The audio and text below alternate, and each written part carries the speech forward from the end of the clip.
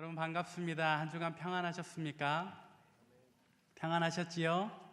네, 부활의 기쁨을 충만히 누리신 저와 여러분이셨기를 바랍니다. 우리가 이제 부활주일 후에 첫 주일을 맞이했습니다.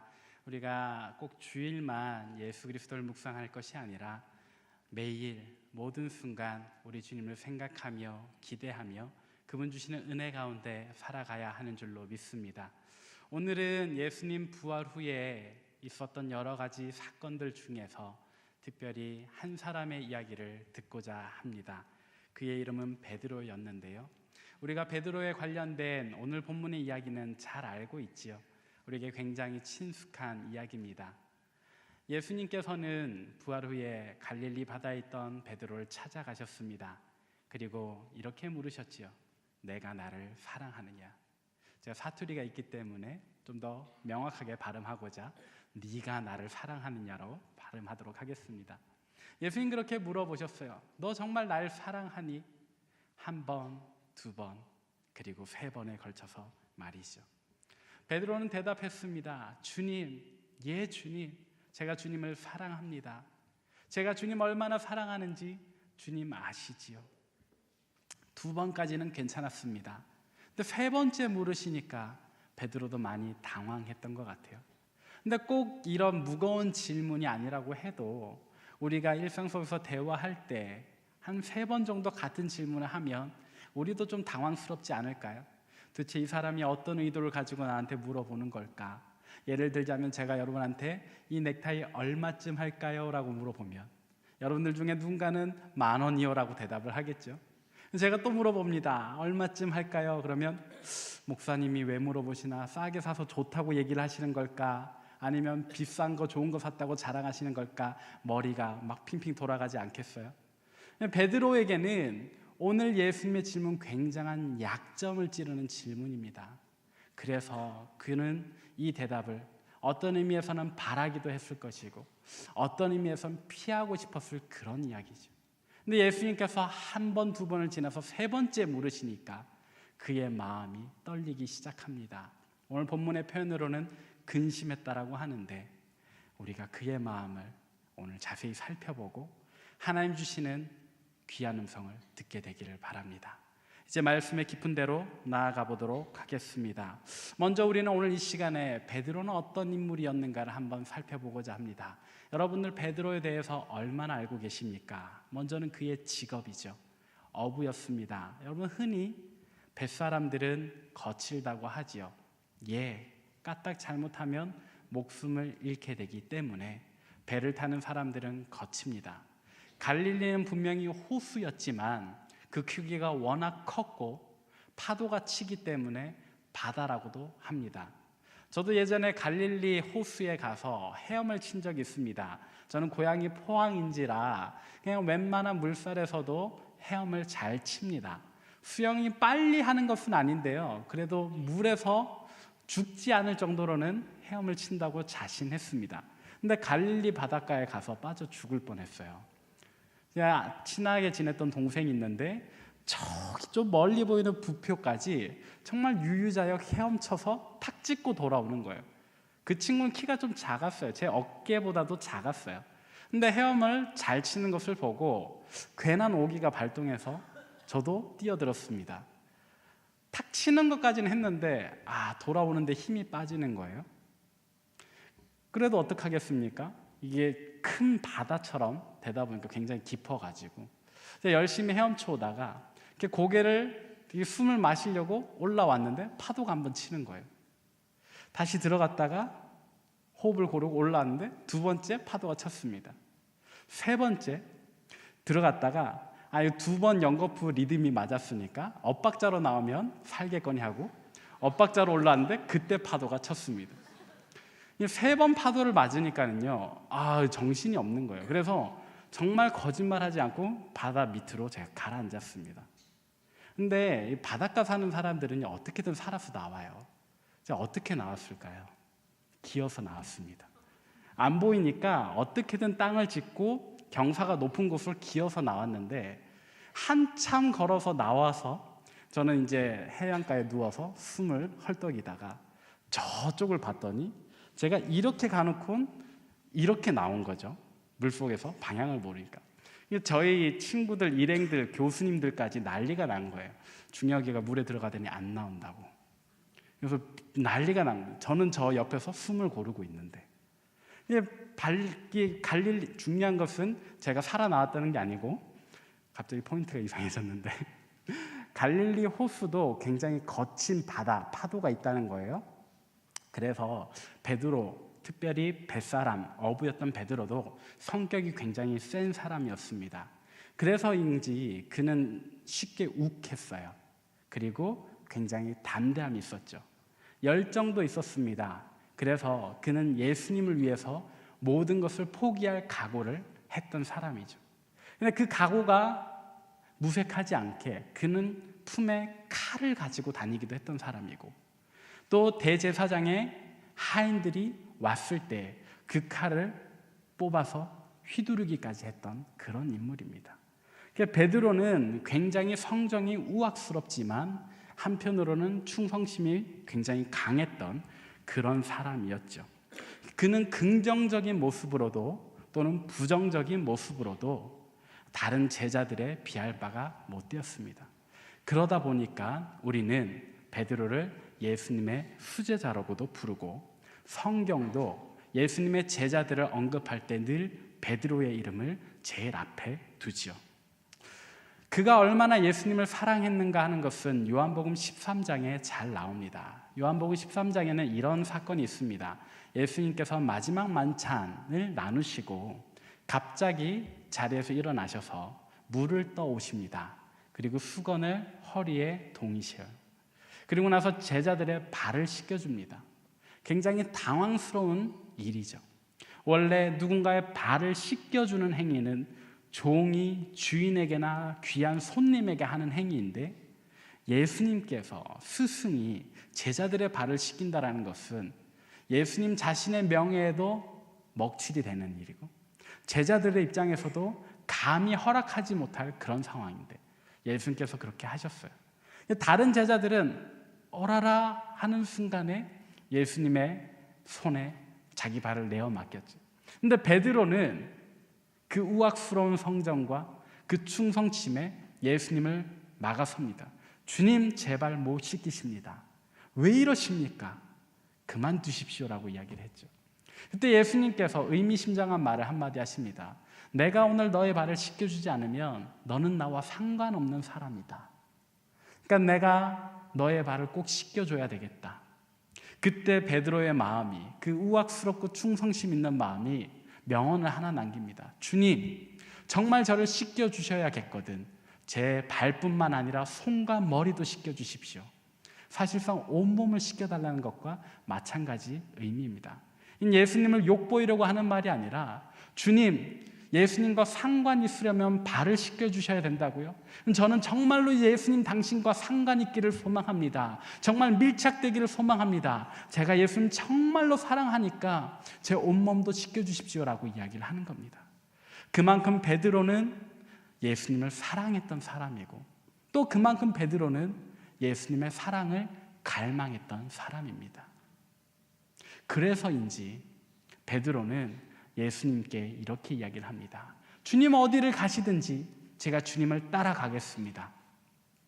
주님 어디를 가시든지 내 목숨까지도 내어드리고 따라가겠습니다. 그때 예수님께서 베드로의 그 호언장담을 거부하세요. 아니, 네가 지금은 날 따라올 수 있다라고 자신하지만 네가 닭 울기 전에 3번이나 나를 부인하게 될 거야. 우리 이 말씀을 찾아보도록 하겠습니다. 요한복음 13장 36절부터 38절 말씀입니다. 화면에 나오는데 우리 함께 읽도록 하겠습니다. 요한복음 13장 36절부터 38절 시작. 예수께서 대답하시되 내가 나를 위하여 내 목숨을 버리겠느냐? 내가 진실로 진실로 내게 이르노니 닭 울기 전에 내가 3번 나를 부인하리라. 시몬 베드로가 이르되,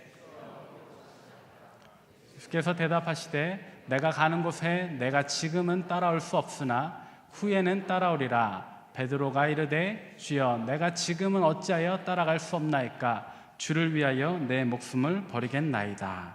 아멘. 네, 말씀 페이지를 잘 확인해 주세요. 방송실. 네, 거꾸로 되어 있습니다. 제가 다시 읽어드릴게요.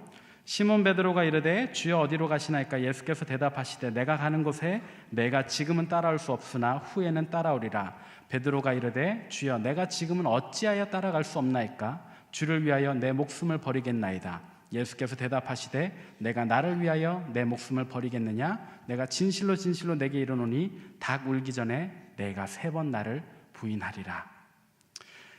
이 이야기를 나눌 때 베드로는 정말 답답했을 겁니다. 주님, 제가 주님 정말 사랑하는데요. 그래서 주님 어디를 가시든지 따라갈 수 있다니까요. 보십시오, 제 품에 칼도 한 자루 있습니다. 누구든지 예수님 잡아가려고 하면 제가 이 칼로 물리칠 겁니다. 주님 어디를 가시든지 제가 주님을 사랑하기에 따라가겠습니다 했는데 예수님은 아니라니까. 너 못 온다니까. 너 못 올 뿐만 아니라 나를 모른다고 부인한다니까 라고 이야기를 했습니다. 그렇게 답답한 마음을 가지고 있던 베드로, 그러나 불과 며칠 뒤에 그 일은 현실이 되고 말았지요. 대제사장의 뜰에서 몇 사람들이 물어봅니다. 이야기를 합니다. 너도 예수의 제자가 아니더냐? 너도 갈릴리 나사렛에서 온 그 사람 무리가 아니냐? 네가 예수님을 믿는다던 그의 곁에 늘 서 있던 그 사람 베드로가 아니냐? 아니요, 나는 예수를 모르오라고 이야기했던 그날 베드로는 이 세상에서 가장 끔찍한 밤을 보내게 됩니다. 다시는 기억하고 싶지 않을 상처 마음속에 새겨지고 영혼의 뿌리 박게 되었지요. 시간을 돌릴 수 있다면 베드로는 아마 수천 번을 돌려서 그 밤을 다시 맞이하기를 원했을 겁니다. 내게 다시 한 번 더 그날이 주어진다면 이번에는 예수를 부인하지 않을 텐데, 나도 예수님과 함께 고난의 현장으로 나아갈 텐데 그날 왜 그랬지? 나는 그때 왜 예수를 부인했지? 하며 괴로워했을 것입니다. 그리고 오늘 본문에서 베드로는 갈릴리 바다에 있습니다. 우리가 공관복음서 마태, 마가, 누가복음을 보면 부활하신 예수님께서 식사하고 있던, 침울한 식사를 나누고 있던 11 제자들을 찾아오세요. 그리고 그들에게 새로운 사명을 부여하셨지요. 제자들은 그 사명을 따라서 예루살렘과 온유대와 사마리아와 땅끝까지 복음을 전하러 갑니다. 그런데 오늘 요한복음에서 이 베드로의 또 다른 함께했던 다른 제자들의 분위기는 조금 달라요. 이들은 부활하신 예수님을 만나긴 했지만, 그러나 이전에 예수님 잡히시던 그날 모두 도망가 버리고 또 예수님을 모른다고 부인했기 때문인지 이들은 굉장히 침울해져 있습니다. 그리고 밤새 고기 잡는 일로 자신들의 시간을 쓰고 있지요. 그러다가 예수님께서 나타나셨어요. 밤새 고기를 잡으려 했지만 한 마리도 잡지 못했던 그들에게 배 오른편에 그물을 던지라 말씀하셨고, 그렇게 낚아올린 고기가 153마리입니다. 이제 해안가로 도착했을 때 요한이 베드로에게 이야기를 합니다. 예수님이시다. 저분 예수님이시다. 베드로는 그 이야기를 듣자마자 아직 해안까지 거리가 꽤나 있는데도 불구하고 자기 겉옷을 챙겨들고 바다로 뛰어듭니다. 그리고 예수님을 향해서 달려가요. 예수님 보고 싶었기 때문이죠. 예수님 앞에 가서 잘못했노라고, 주님 제가 그날 밤 그래서는 안 되는데 안 걸으리라 다짐했는데 예수님을 모른다 부인했다고, 용서해달라고 말하고 싶었을 겁니다. 근데 정작 예수님 앞에 와서는 아무도 예수님께 말하지 못하죠. 그저 어색한 침묵과 함께 예수님 준비해 주신 떡과 물고기를 나누어 먹습니다. 얼마간의 시간이 흘렀을까요? 예수님과 함께하는 기쁘면서도 슬픈 식사를 마친 후에 예수님께서 오늘 본문과 같이 베드로에게 물으셨습니다. 예, 베드로야, 너 이 사람들보다 나를 더 사랑하니? 이 사람들보다 더 나를 사랑하니? 그제서야 베드로는 숨 한번 깊게 쉬고 대답했습니다. 예, 주님. 주님 사랑합니다. 주님 아시지 않습니까? 예수님 다시 한 번 더 물으시죠. 베드로야, 정말 날 사랑하니? 예, 주님. 사랑합니다. 제가 그때 잘못했습니다. 제 마음 진심인 거 아시죠? 근데 예수님 한 번 더 물으세요. 베드로야, 정말 나 사랑하니? 아마도 오늘 본문에서 근심하여라고 표현된 이 단어에서 베드로는 울지 않았을까 합니다. 울면서, 예 주님, 제가 정말 시간을 돌릴 수 있다면 그날 그러지 않을 텐데요. 그러나 주님 다시 살아나 주셔서 감사합니다. 이제 제가 주님께 사랑한다고 고백할 수 있으니 얼마나 행복한지 모르겠습니다. 주님, 제가 주님 사랑합니다 라고 이야기를 하죠. 도대체 예수님께서 왜 3번이나 베드로에게 같은 질문을 던지셨을까요? 아마도 그것은 베드로 마음속에 있는 그 상처를 회복시켜 주시기 위함이 아니었을까 합니다. 베드로가 예수님 몇 번 부인했습니까? 3번 부인했습니다. 예수님 몇 번 고백하게 하셨습니까? 3번 고백하게 하셨습니다. 물론 상처와 치유가 이렇게 단순히 숫자적으로 맞아떨어진다고 해서 완치되는 그런 개념은 아니겠지만, 그러나 적어도 오늘 예수님께서는 베드로에게 최소한의 평안을 갖게 하시는 거죠. 네가 날 3번 모른다 했지만 오늘 나에게 3번 사랑한다 고백했으니까 나 됐다. 더 이상 너한테 묻지 않는다. 그러니까 너도 과거의 상처에 더 이상 매여 있지 말고 이 갈릴리를 떠나서 복음을 가지고 내가 부활했다라는 이 기쁜 소식을 땅끝에 전해라. 새로운 소망을 베드로에게 주시는 거죠. 사랑하는 여러분, 우리에게도 이와 같은 치유가 있기를 소망합니다. 우리에게도 이와 같은 예수님의 만져주심이 있기를 소망합니다. 혹여나 여러분 지난 주일날 예수님 부활하셨다라는 그 놀라운 소식을 듣고서도 여전히 죄악 가운데 살고 계시는 분이 있으십니까? 그렇다면 오늘 말씀 가운데 내가 나를 사랑하느냐라고 말씀하시는, 그렇게 물으시는 예수님 앞에 예 주님, 저도 주님을 사랑합니다, 베드로와 같이 저도 주님을 사랑합니다라고 고백하십시오. 그러면 우리의 삶이 죄악 가운데서 벗어나게 될 겁니다.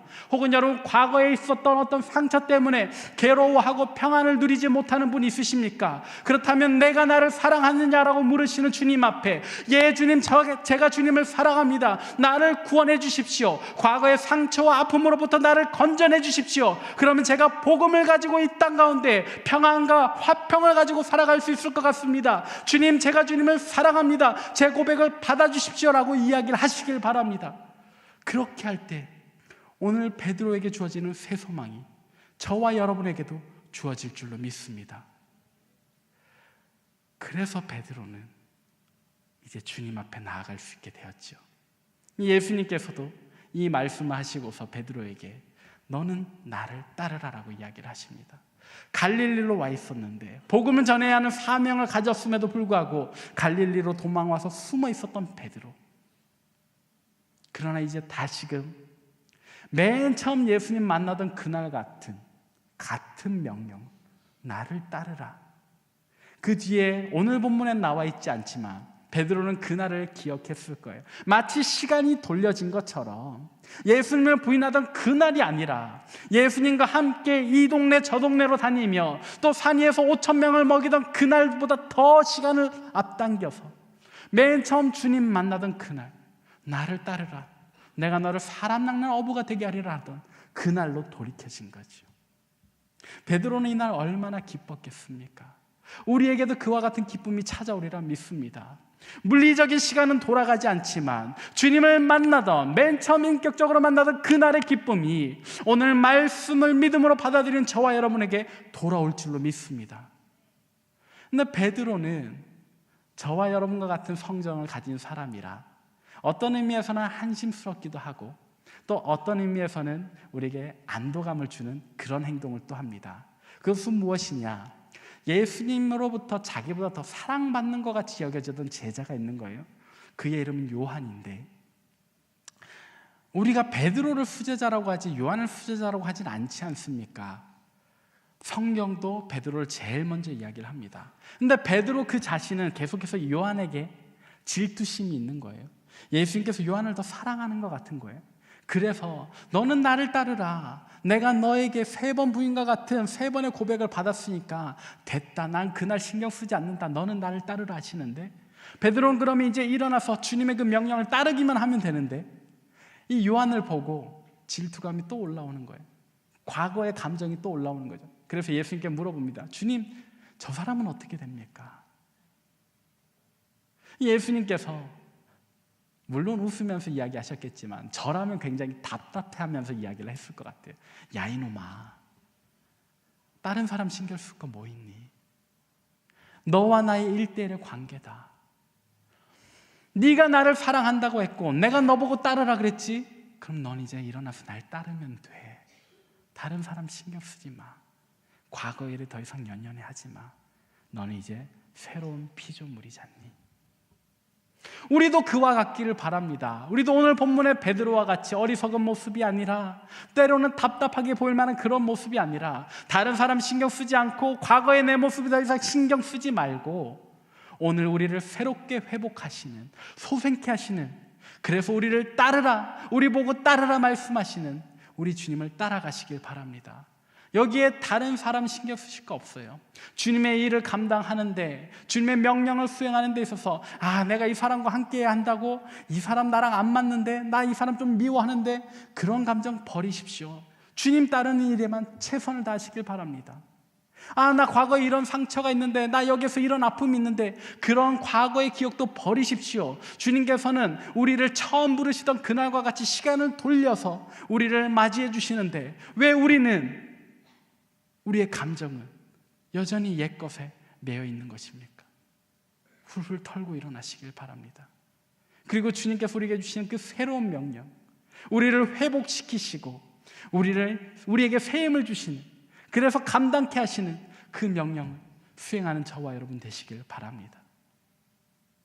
그러므로 우리는 지금부터 우리 육신의 회복뿐만 아니라 우리 영혼의 회복까지 기도해야 합니다.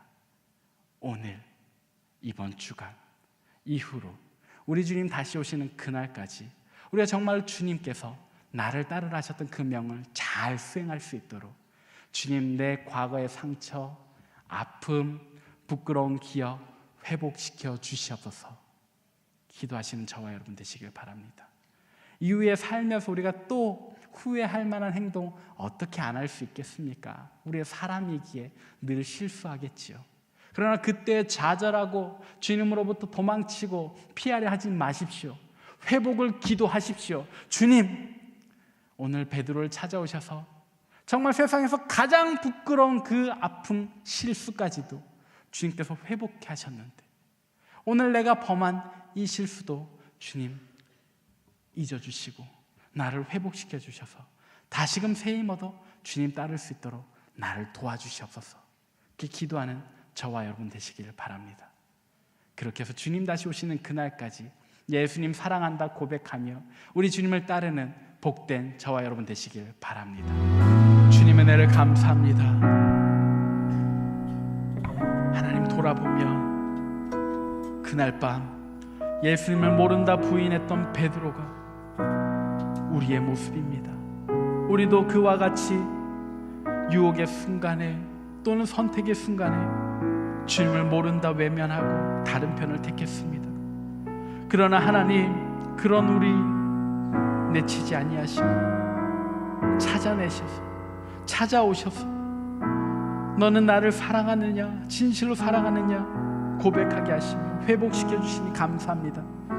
하나님, 오늘 우리도 우리의 많은 부끄러운 죄악에도 불구하고 다시금 주님 앞에 설 수 있도록 주님을 사랑한다 고백하게 하셨으니 하나님, 이 고백이 부끄럽지 않도록 다시는 죄 가운데 거하지 않게 도와주시고 나를 따르라 말씀하신 주님의 그 명령에 순종할 수 있도록 새 힘 부어 주시옵소서.